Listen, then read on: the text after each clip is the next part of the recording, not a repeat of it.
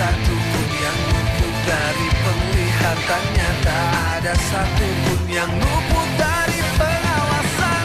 Jangan tempat sembunyi, oh di manakah aku bisa sembunyi?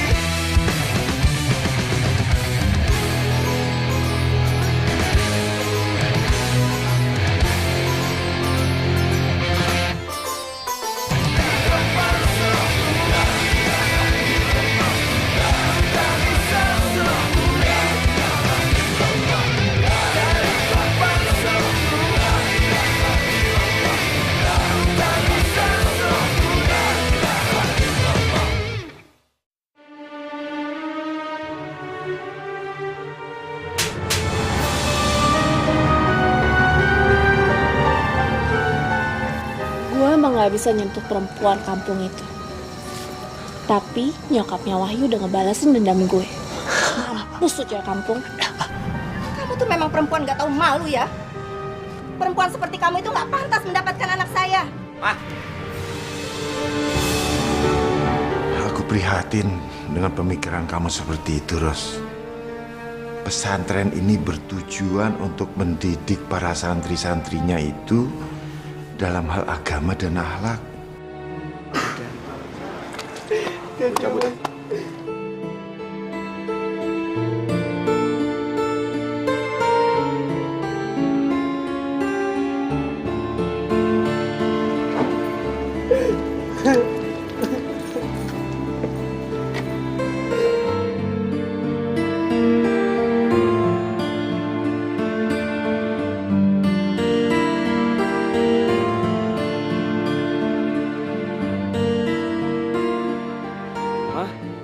Wahyu kok nggak ada di toilet ya? Tuh kan apa mama bilang, papa sih nggak ngecek dari tadi. Astagfirullahaladzim, jendela aku belum ditutup.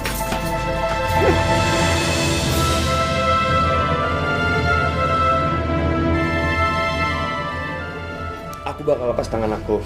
Asal kamu janji jangan teriak. Astagfirullahaladzim, Wahyu. Gue kan udah ngomong sama lu. Gue gak akan keluar sebelum gue selesai ngomong sama lu. Ya udah, sekarang kamu ngomong apa? Gue...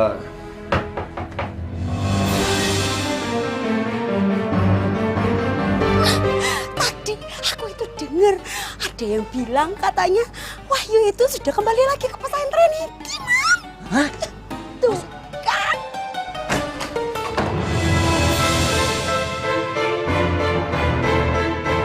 Di mana kamu sembunyikan anak saya Wahyu?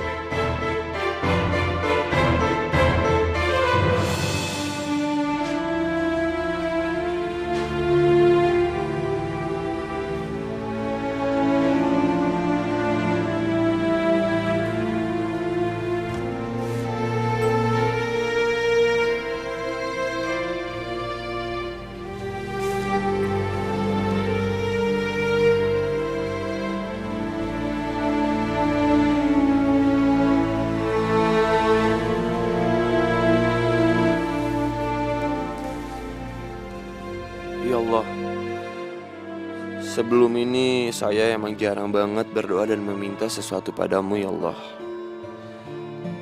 Tapi kali ini ya Allah, aku meminta dengan sangat. Tolong jagain Nada ya Allah. Tolong jangan biarin Mama menyakiti dia. Aku memohon padamu ya Allah.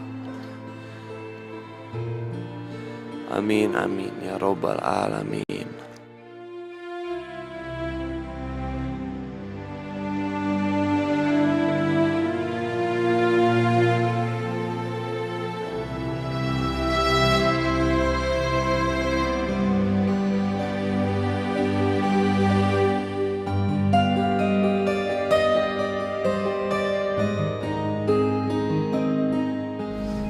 Ada aku. Kamu duluan aja kamu. Kamu aja. Oke. Waalaikumsalam.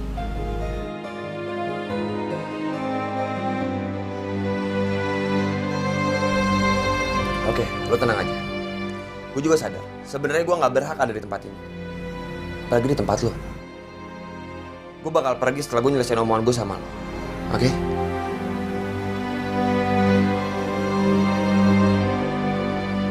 Sebenarnya gue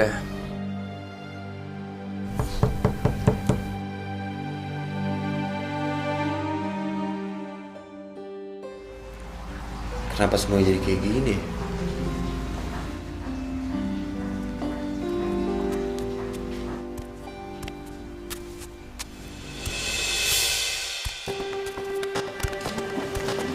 Siapa tuh?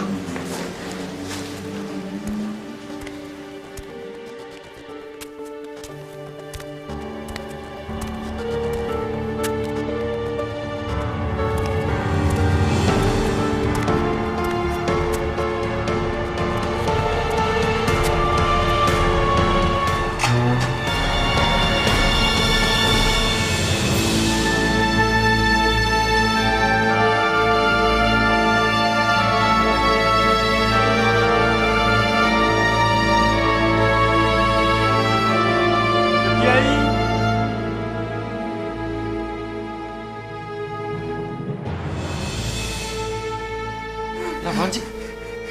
Pak Kiai. Gue itu bukan Pak Kiai, gue santri. Pak Kiai, ojo tindak lagi. Ojo tinggalkan saya, Pak Kiai. Kalau emang lu pengen ketemu sama Pak Kiai Abdullah, tuh lu ke rumahnya aja. Ojo pergi ya, Pak Kiai. Dia kan orang gila. Gue mau ngomong apa juga, dia gak bakal ngerti kayaknya.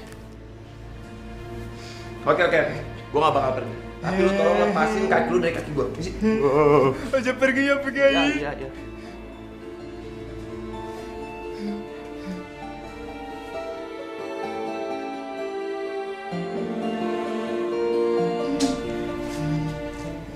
Lu jangan ngeliatin gue kayak gitu dong. Tidur lagi. Tidur. Ojo pergi ya, Pak Kiai. Iya, gue kagak kemana-mana. Tidur. Ibu tidur dulu. Iya, Bawel.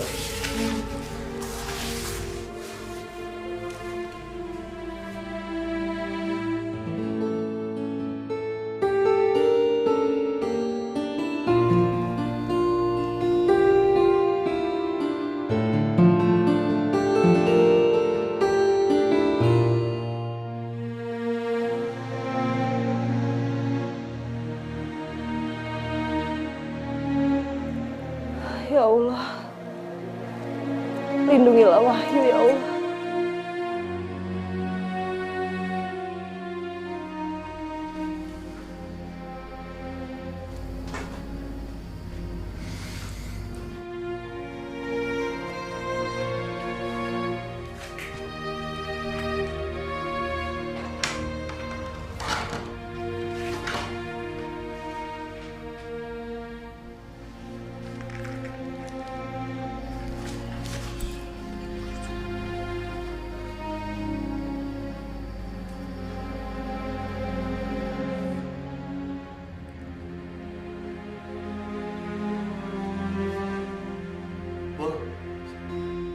Sepul. Pul.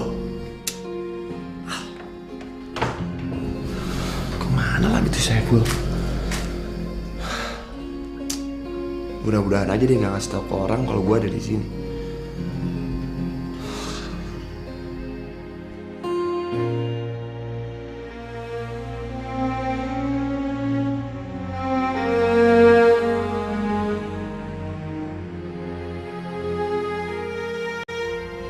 Aku mau kasih ini buat kamu. Apaan tuh? Gue nggak butuh. Ya mungkin sekarang kamu memang tidak perlu. Tapi mungkin saja suatu saat nanti kamu akan membutuhkannya. Gue bilang gue nggak butuh. Ya sudah kalau gitu. Nis, kamu saja yang simpan ya. Assalamualaikum. Waalaikumsalam. Ini Om Mas Wahyu.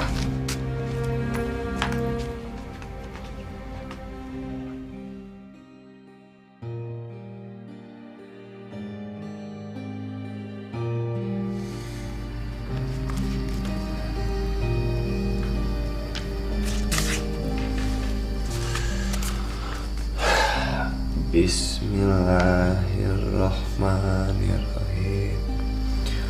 Allahu la ilaha illa huwal hayyul qayyum la ta'khudhuhu sinatun wa la naum lahu ma fis samawati wa ma fil ard man zal ladzi yashfa'u indahu illa bi izni ya'lamu ma baina aydihim wa ma khalfahum wa la yuhituna bi syai'in min ilmihi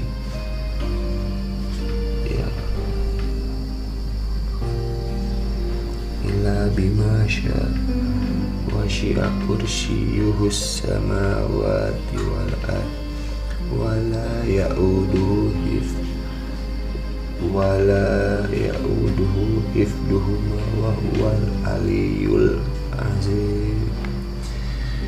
Sadaqallahul azim.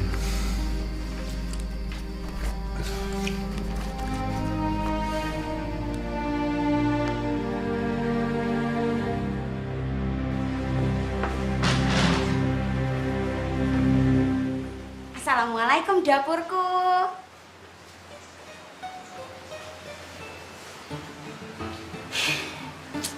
Tak kirain Mas Wahyu bakalan datang, ternyata tidak. Udahlah, tidak boleh lesu, harus tetap semangat. Karena aku yakin Mas Wahyu gantengku itu pasti akan datang dan menemui aku.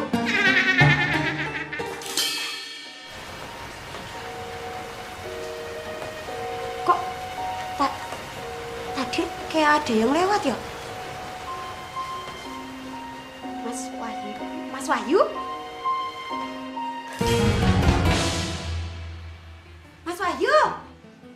Mas Wahyu?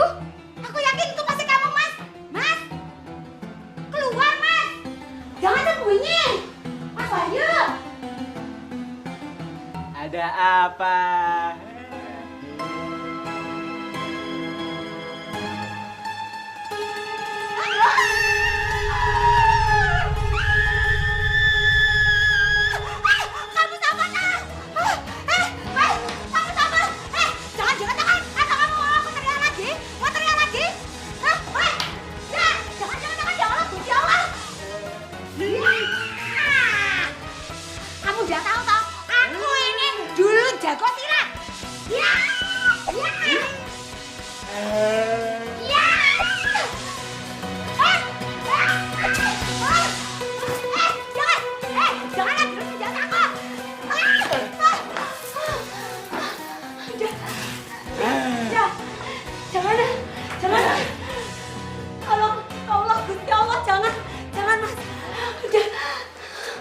Pakai ini.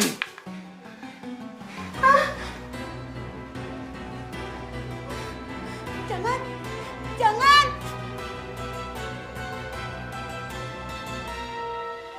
Jangan. Ya. Ya.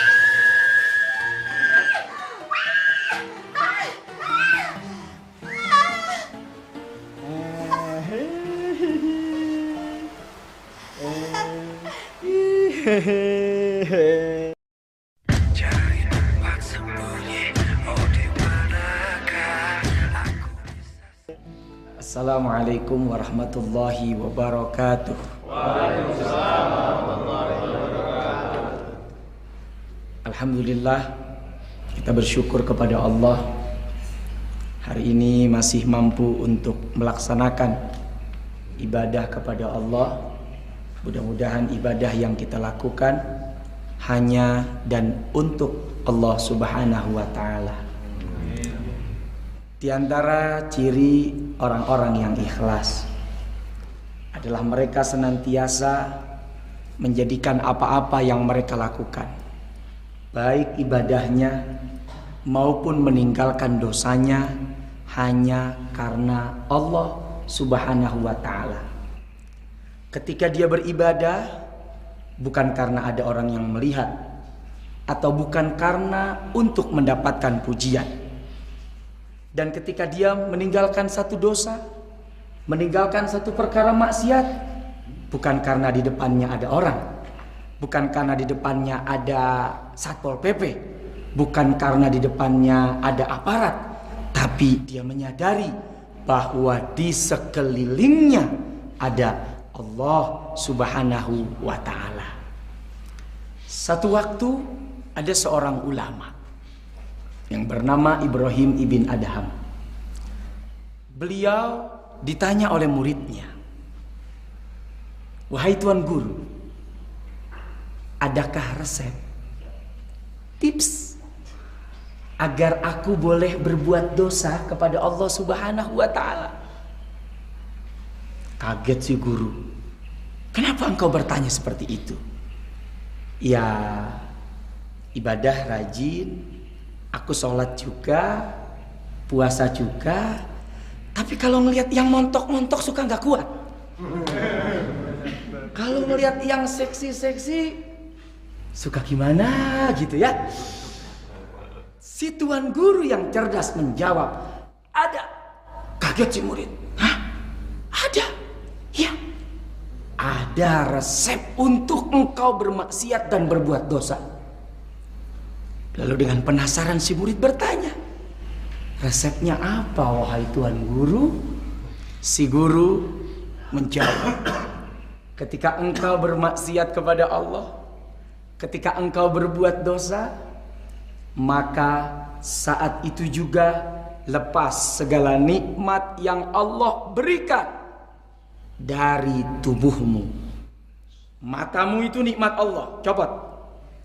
Telingamu nikmat Allah, lepas.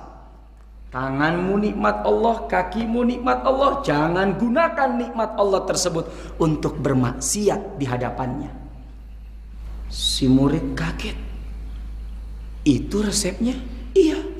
"Wahai guru, mana mungkin aku harus dan mampu melepaskan nikmat yang Allah berikan di tubuhku." Lalu apa jawaban si guru? "Kau tahu Allah memberikan nikmat kepadamu gratis, free, tidak bayar. Lantas kenapa kau bayar nikmat yang gratis itu dengan membuat dia marah?" Coba, kita kalau punya sahabat yang baik saja, punya tetangga yang baik, untuk menyakiti hatinya tidak tega. Lantas kenapa dengan Allah yang begitu sudah baik kepada kita, dengan teganya kita membuat Allah marah? Namanya anak muda, tidak puas dengan satu jawaban, terus nanya lagi, "Guru, kalau itu syaratnya mah keberatan. Ada lagi enggak syarat yang lebih enteng daripada itu?" Si guru kembali memberikan jawaban, "Tenang, santai bro, ada syaratnya." "Oh iya?" "Iya.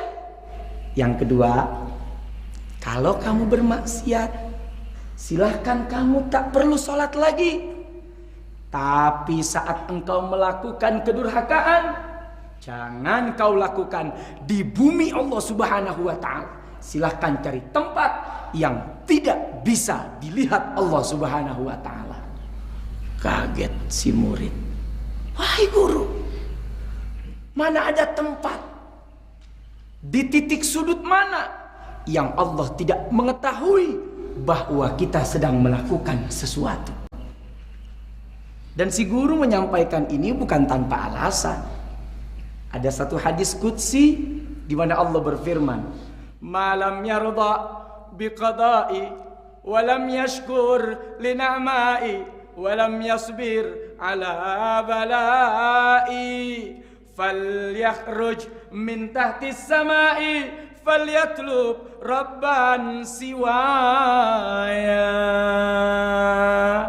Barang siapa ada hambaku yang tidak ridho kepada takdir ketentuanku, dan dia tidak mau bersyukur atas nikmatku, dan dia tidak mau bersabar atas ujian dan cobaan yang aku berikan, maka kata Allah, silahkan dia keluar dari kolong langitku dan silahkan cari Tuhan selain aku. Masya Allah, ditantang oleh Allah. Kalau kalian tidak ridho dengan ketentuanku, dengan aturan ibadah yang aku berikan, silahkan keluar dari bumiku dan silahkan cari Tuhan selain aku. mulai meneteskan air mata si murid. Tapi namanya anak muda, penasaran. Guru, itu syarat mah keberatan. Ada lagi nggak sih yang lebih enteng dari itu? Dengan senyum merekah si guru menjawab, ada. Ini yang ketiga. Silahkan deh maksiat nggak apa-apa. Silahkan deh nggak usah ibadah. Nggak perlu melepas nikmat dari tubuh. Nggak perlu keluar dari buminya Allah. Apa itu syaratnya wahai guru? Pada saat engkau bermaksiat, nanti ketika ajalmu datang, itu malaikat Israel akan menjemput. Sampaikan kepadanya, tenangkan, jangan sekarang dicabut nyawanya, ditunda seminggu lagi aja ya. Kasih waktu saya untuk bertobat dan berbenah diri. Bisa nggak negosiasi dengan malaikat? Oh, mentang-mentang kaya, duit banyak. Udah deh malaikat, mending sekarang pulang. Ini saya kasih ongkos aja dah. Ntar besok baru balik lagi. Bisa nggak kita menyogok malaikat? Gak bisa. Lantas apa jawaban si guru? Kalau engkau tidak mampu melakukan negosiasi dengan malaikat Israel, lalu siapa yang jamin saat engkau bermaksiat, tiba-tiba disitulah dia datang mencabut nyawamu? Masya Allah. Makin berderai air mata keluar dari mata si murid. Tapi kemudian dia kembali bertanya. Ini yang terakhir deh guru. Habis itu saya nggak nanya lagi. Kayaknya semakin saya tanya jawabannya semakin berat. Kali aja yang terakhir ini jawabannya lebih enteng. Apa lagi syarat untuk aku boleh bermaksiat? Apa jawaban si guru? Silakan. Engkau tak perlu melepas nikmat di tubuhmu. Engkau tidak perlu keluar dari kolong langit. Dan engkau tidak perlu untuk negosiasi dengan Israel. Apa syaratnya? Saat engkau masuk ke liang kubur, nanti akan datang tuh dua malaikat, yaitu Munkar dan Nakir, yang akan bertanya tentang apa saja yang kamu lakukan saat hidup di dunia. Kalau itu malaikat bertanya kepadamu, usir dia. Jangan izinkan dia untuk bertanya tentang apapun, segala amal yang pernah kamu lakukan di dunia ini. Di antara kita adakah yang mampu mengusir malaikat Munkar dan Nakir? Tidak ada. Jangankan mengusir malaikat Munkar dan Nakir, seekor nyamuk demam berdarah menempel di tubuh orang yang punya kedudukan, bahkan dikawal, dipersenjatai pengawalnya, tetap tidak mampu mengusir nyamuk itu. Tepar juga di UGD. Nyamuk nggak bisa diusir. Bagaimana malaikat Munkar Nakir? Nah, renungan ini menjadi sebuah pelajaran buat kita semua, agar senantiasa ikhlas saat kita ibadah dan ikhlas saat kita berupaya meninggalkan segala dosa dan maksiat. Mudah-mudahan Allah berikan kekuatan kepada kita, Allah berikan kesabaran kepada kita, dan Allah berikan keikhlasan kepada kita. Amin ya rabbal alamin. Terima kasih dan mohon maaf khusus kepada panjenengan Kiai. Wassalamualaikum warahmatullahi wabarakatuh. Waalaikumsalam.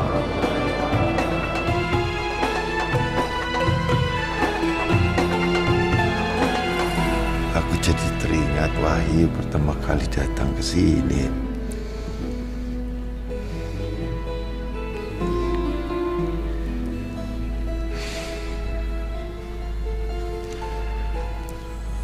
Rasanya berbeda.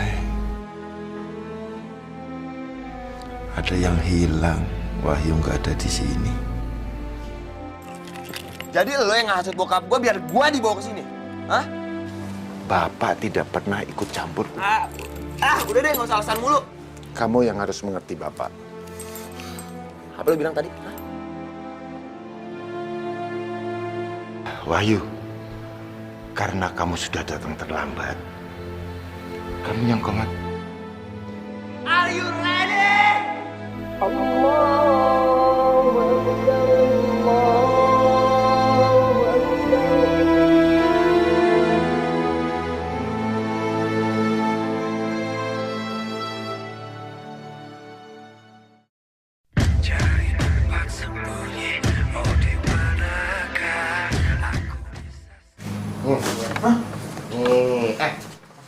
Apa sih? Bantunya yang cepet toh, nanti biar kalau Mas Bro nyampe sini tuh udah rapi, udah bersih, jadi kan enak dilihat. Terus Mas Bro istirahatnya juga enak. Ah, cerewet kamu, udah tahu pinggangku sakit ya, aku nekuk gini nggak usah turun, kok malah jajak ngobrol, suruh bantuin kamu. Tak bilangin Mas Bro. Iya. Bilang ono, sono bilang, Mas Bro tuh nggak ada, belum pulang, nggak takut. Bener ya, Anda takut? Mas Bro, Mas Ustaz. Waalaikumsalam. Waalaikumsalam. Panjang umur. Mas. Aku kangen. Padahal baru 1 hari aku meninggalkan pesantren Darussalam dan meninggalkan sampean. Aku di tempatnya Kiai Ahmad kepikiran sampean terus. Takut sampean itu semakin goblok. Loh, leher sampean kenapa? Nih, gara-gara dia. Loh, aku disalahin. Kenapa? Bukan aku, Mas Bro. Aku meninggalkan pesantren Darussalam, leher Fuad dalam keadaan sehat walafiat. Kenapa? Bukan aku. Jadi gini, Mas Ustaz. Waktu itu kan Coba itu, Mas. Sakit. Sakit, Mas, sakit. Cerita. Jadi gini, waktu itu kan sebenarnya pinggangnya yang sakit. Tak urut pijat, nah pinggangnya sembuh. Tapi pindah ke sini, Meh. Kamu salah yang mijet kok. Tapi kan aku udah usaha. Alah, nggak usah panjang lebar. Kenapa Fuad bisa sakit? Jatuh, berkelahi, atau apa lo? Oh, enggak, Mas. Permasalahannya tuh begini loh, Mas Bro. Ini, Mas. Waktu saya sama si Rohim lagi jalan-jalan, kebetulan saya ngelihat bayangan, puas gitu, Mas. Bayangan itu ada persis di depan jendela kamarnya Mbak Nada. Lah, saya curiga. Biar tahu kebenarannya, bukan buat fitnah, makanya saya manggil para santri. Kok para santri? Dik Nisa, terus Aisyah sama santri satu lagi. Mama Lia namanya, Mama Lia, santriwati yang boldut. Lah, saya mau ngintip di sana, Mas. Ya kan, ngintip ini, Mas. Di jendela kamarnya Mbak Nada. Mama Lia naik, wats. Blok. Bokong kena pinggang, klotak. Jeblok. Kok gitu, Mas. Loh, terus di dalam kamar di Nada itu ada apa? Sokong, Mas. Udah ada apa-apa. Kosong. Ya wis, sampai ndak usah lebay. Nanti juga sembuh. Nggih, Mas. Bener toh? Terus Mas, gimana keadaan Begundal Wahyu itu? Masih mengikuti Dek Nada selama aku tinggal? Alhamdulillah. Dia tuh sudah pergi dari sini karena dijemput sama ibunya ke Jakarta, Mas Bro. Betul sampean? Iya. Alhamdulillah. Bener, Mas, bener. Alhamdulillah, Rabbil Alamin. Saat-saat yang aku tunggu akhirnya kejadian juga. Memang seharusnya Begundal Wahyu itu dibawa oleh kedua orang tuanya ke Jakarta. Karena sampai kapanpun, berapa lama pun dia tinggal di pesantren Darussalam, sikap dia, kepribadian dia, imannya dia juga tidak ada perubahan. Lalu? Bagus, Alhamdulillah. Kita harus rayakan. Rayakan. Tapi kan ada permasalahan yang lain, toh, Mas.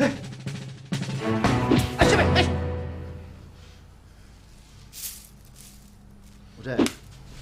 Permasalahan apa? Ngomong. Ayo. Ngomong. Permasalahan apa? Nah, ngomong, Him.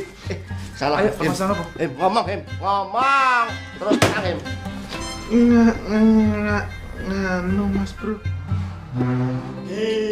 Kira siapa, Pul? Kiai, makan. Lu keluar nyariin gue makan?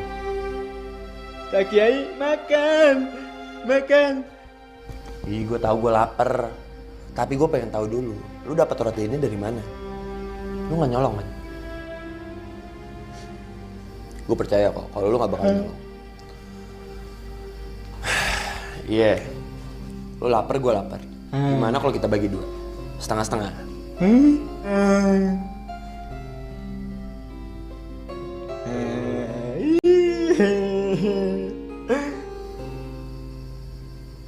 Bol, gue pengen nanya. Lu pertama kali ketemu gue, lu manggil gue Kiai.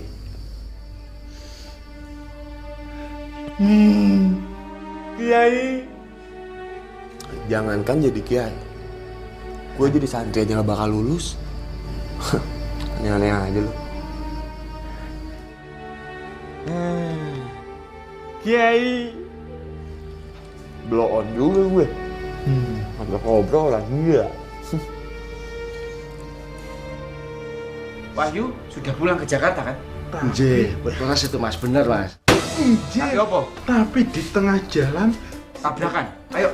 Bunda tuh kabur, terus balik ke sini.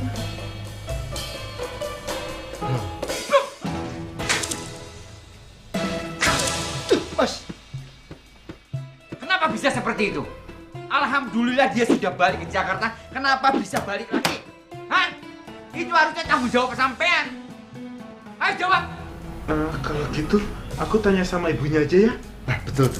Gitu? Gue nggak usah bawa ibunya Wahyu. Sekarang aku tanya, ada apa alasan Bunda Wahyu itu bisa balik lagi ke sini? Ayo jawab. Mas Ustadz aja. Aku lagi sakit. Ayo jawab ya. What? Lagi sakit ya? Jawab ya. Kenapa ya? Hah? Gundal Wahyu itu akhirnya balik lagi ke pesantren Darussalam, kenapa ya?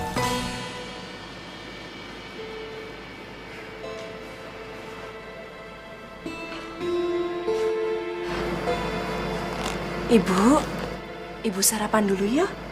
Saya sudah siapkan roti sama teh hangat untuk ibu.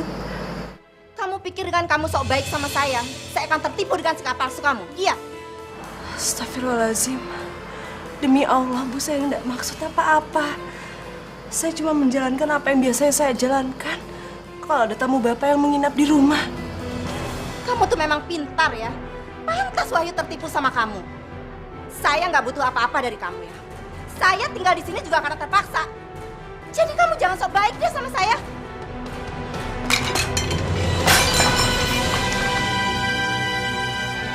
Astagfirullahaladzim.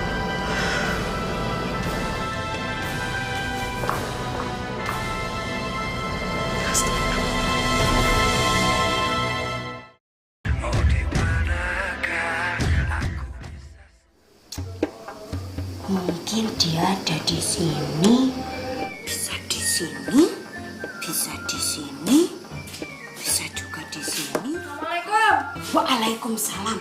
Alhamdulillah kamu datang ke sini, Mbak Aisyah. Begini, aku ini sekarang lagi dalam misi untuk mencari Mas Wahyu. Dan aku juga udah punya peta pesantren ini. Aku juga sudah menetapkan titik-titik di mana mungkin Mas Wahyu itu berada. Kamu apa toh? Mau bantuin dia? Ndak mau ah, Mbak. Kowe ki edan apa waras toh? Mosok nyari manusia aja pakai peta-petaan segala kayak tim SAR ae. Kamu tuh ini piye toh? Kalau misalnya kamu mau bantu aku, kamu itu untung besar. Karena apa? Begini, kalau sampai aku bisa menemukan di mana Mas Wahyu, kamu bisa balik lagi sama Mas Najib. Ya toh, ya toh, ya toh. Jadi gimana? Mau bantuin aku atau enggak? Wes, kowe tak bantuin. Apapun tak bantuin demi mendapatkan Mas Wahyumu. Semoga aja aku entuk pahala. Semoga Mas Najib itu kembali ke pelukanku. Pahala kalau aku tuh udah ngebantu orang jelek kayak Mbak Nek. Ngece aku, hah? Iya, ngece. Udah, begini, karena kita dalam misi, jadi untuk sementara kita ndak boleh berantem dulu. Piye? Oke? Untuk sementara toh? Iya, sementara aja. Sesok-sesok itu berantem lagi loh. Berantem lagi? Ayo tak jabanin. Lepas toh. Udah, kalau begitu sekarang Mas yo. iki aku yang simpan. Mama. Ayo. Kowe jian.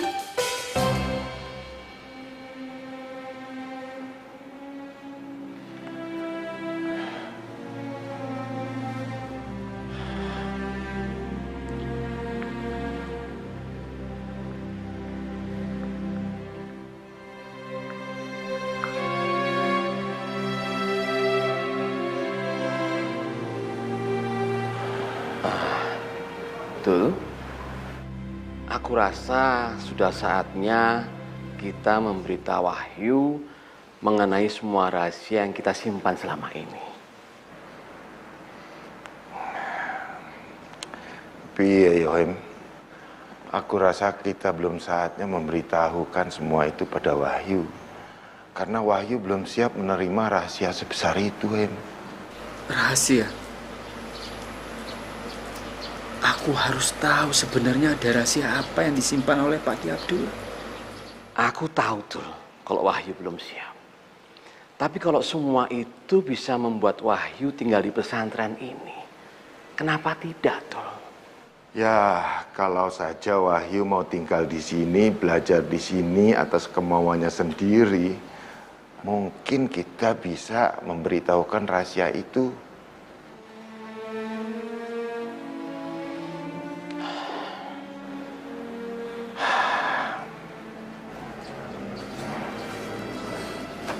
Astagfirullahaladzim, aku tidak boleh mendengarkan perkataan orang.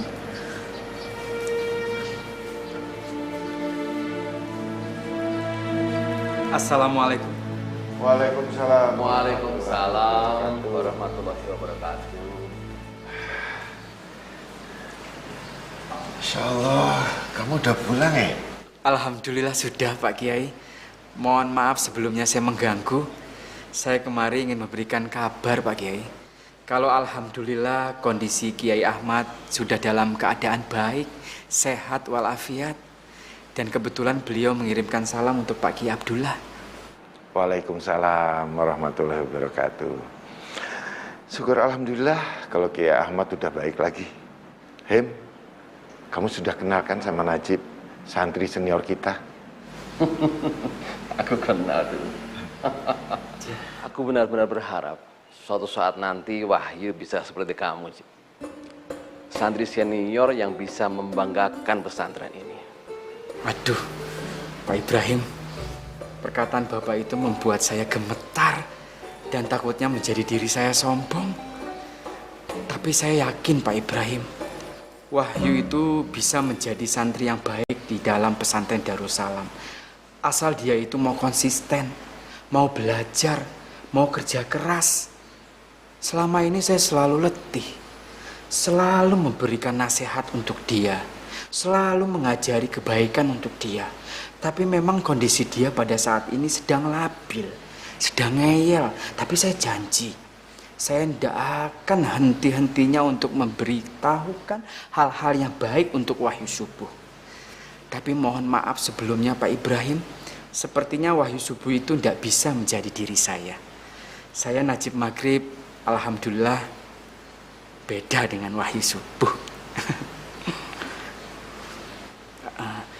Ya wis, kalau begitu saya permisi dulu Pak Kiai Abdullah, Pak Ibrahim. Tapi jangan lupa, kamu itu banyak tugas loh, Jeb. Oke Pak Kiai, saya akan selesaikan satu persatu. Ya beginilah Pak Ibrahim, konsekuensi dari santri senior, pengurus pesantren Darussalam, tugasnya selalu banyak. Gimana Wahyu mau menjadi saya? Bisa berantakan dong pesantren Darussalam. Assalamualaikum. Waalaikumsalam. Waalaikumsalam. Luar biasa. Wah, kenapa aku tidak tanya sama Pak Kiai Abdullah keberadaan Begundal Wahyu itu sekarang ada di mana? Apa jangan-jangan Begundal Wahyu itu betul-betul kabur dari pesantren? Tapi tidak mungkin. Aku yakin Begundal itu pasti balik lagi. Dia masih ingin mengetahui sebenarnya apa rahasia yang disimpan oleh Pak Kiai Abdullah. Aku jadi semakin penasaran. Cari tempat sembunyi, oh di manakah aku bisa sembunyi? Are you ready?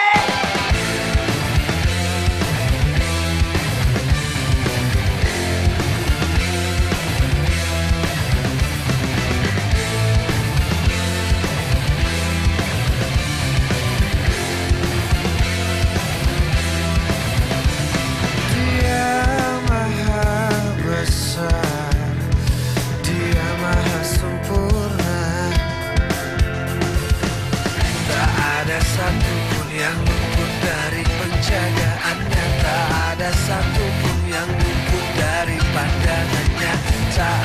satupun yang luput dari penglihatan nyata. Tak ada satupun yang luput dari